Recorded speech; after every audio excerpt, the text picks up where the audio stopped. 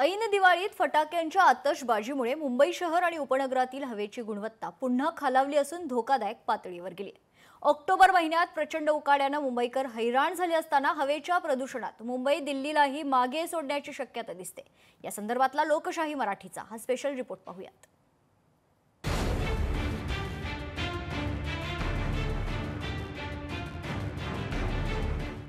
मुंबईकरांचा श्वास गुदमरला। सरकारचं वाढत्या प्रदूषणाकडे दुर्लक्ष। मुंबई बनलं दुसरं सर्वात प्रदूषित शहर। मुंबईमध्ये साधारणपणे हिवाळ्यात हवेची गुणवत्ता काहीशी खालावत असते, मात्र यंदाच्या वर्षी मुंबईतील हवेची गुणवत्ता ऑक्टोबर महिन्यातच प्रचंड प्रमाणात खालावल्याचं दिसतंय। दिवाळीच्या दरम्यानच फटाक्यांवरील निर्बंध आणि न्यायालयीन बंधनं यामुळे यंदा वायू प्रदूषण कमी होईल असा अंदाज होता, मात्र मुंबईकरांनी हा समज खोटा ठरवला। मात्र याला फक्त मुंबईकरच नाही तर मुंबईत सुरू असलेली विकास कामं, बांधकामं सुद्धा तितकीच जबाबदार असल्याचा आरोप होतोय। दरवर्षी दिवाळीच्या पार्श्वभूमीवर सरकारकडून प्रदूषणमुक्त दिवाळी साजरी करण्याचं आवाहन आणि जनजागृती करण्यात येते, मात्र याकडे दुर्लक्ष होत असल्याचं पाहायला मिळतंय। वांद्रे कुर्ला संकुल इथे हवेचा गुणवत्ता निर्देशांक 334 अंकांवर गेला, तर संपूर्ण शहराचा AQI 187 नोंद झालाय। त्यामुळे मुंबई हे जगातील दुसरं सर्वाधिक प्रदूषित शहर बनलंय। हवा प्रदूषणाची सर्वाधिक नोंद दक्षिण मुंबई आणि मध्य मुंबईत करण्यात आली आहे। कुलाबा आणि वांद्रेमधील हवेची गुणवत्ता प्रचंड प्रमाणात खालावली आहे, तर मोठ्या प्रमाणावर धुरके पाहायला मिळतात। तर ठाण्यातही अशीच परिस्थिती असून हवेची गुणवत्ता वाईट असल्याची नोंद करण्यात आली आहे। कुलाबा नेव्ही नगर 274, देवनार 268, विलेपार्ले 264, अंधेरी पूर्व 257, माझगाव 240, वांद्रे पूर्व खेरवाडी 238, मालाड 214, तर वरळी 201।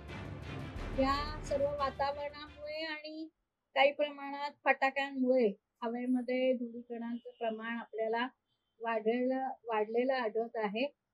तरी सुद्धा आम्ही दरवर्षी लक्ष्मीपूजनाच्या दिवशी केंद्रीय प्रदूषण नियंत्रण मंडळाच्या नियमावलीनुसार मोजमाप करत आहोत। मुंबईतील हवेच्या गुणवत्तेची पातळी दिवाळीच्या सुरुवातीच्या काही दिवसात बरी होती। उच्च न्यायालयाने फटाके वाजवण्याच्या वेळेवर निर्बंध घातल्यामुळे संभ्रम निर्माण झाला होता।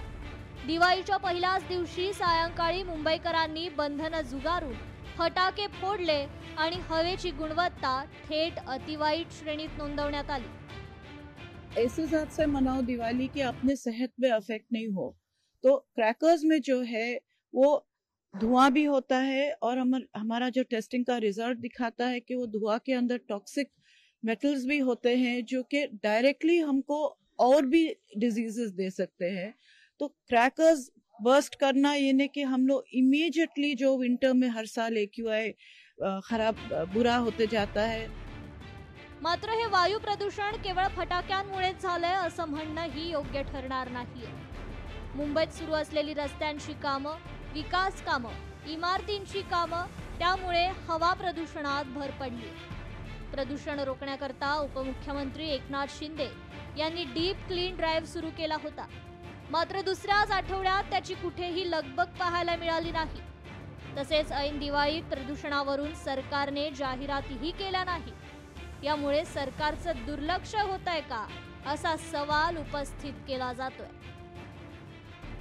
मुंबईत ऐन दिवाळीत फटाक्यांच्या आतिषबाजीमुळे हवामानाची गुणवत्ता घसरलेली आहे। यामुळे मानवी आरोग्यास हवामान धोकादायक ठरण्याची शक्यता आहे। मुंबईमध्ये बांद्रा, कुलाबा, अंधेरी या भागांमध्ये मोठ्या प्रमाणात हवेची गुणवत्ता खालावली असून येत्या काही दिवसात जर ही पातळी सुधारली नाही तर अनेक आजार हे मुंबईकरांना भेडसावण्याची शक्यता आहे। त्यामुळे मुंबई महानगरपालिका, राज्य सरकार यावरती काय तोडगा काढतं आणि कशा उपाययोजना करतं हे पाहणं महत्त्वाचं।